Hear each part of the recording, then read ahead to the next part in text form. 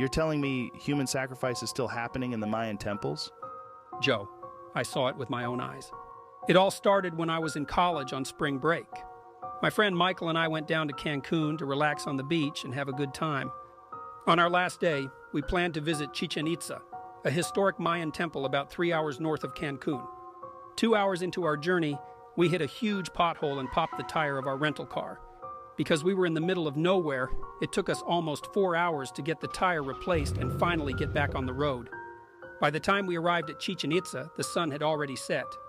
Although the entrance was technically closed, me and Michael couldn't risk not seeing it. We got past the gated entrance by walking through the surrounding woods and approaching it from the side. When we got to the temple, we were astonished by its ancient beauty. It was mind-boggling to see how humans could create such an incredible structure without any modern technology. But as our euphoria leveled off, we began to hear a strange sound coming from inside the temple. It seemed to be some type of chanting in a language I had never heard before. Michael and I began to scale the stone stairs of the temple so we could investigate. As we got closer to the top, the chants grew more and more intense. We entered the temple, walked down its dim hallway, and peered into its center room.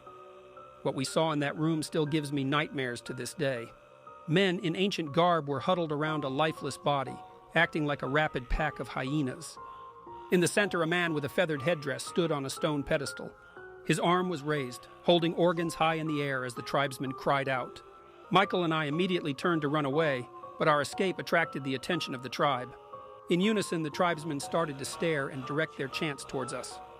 Michael and I began to scurry down the steps of the pyramid as the tribesmen stood at the top looking down. They then lifted their spears and started to hurl them down at us. As we ran down the temple and towards the woods, Michael was struck in the thigh by a spear and collapsed. There was nothing I could do to help him.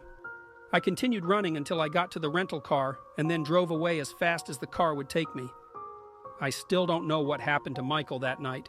Perhaps they took him in as a new tribesman after capturing him. Or perhaps he became another sacrifice made to the gods.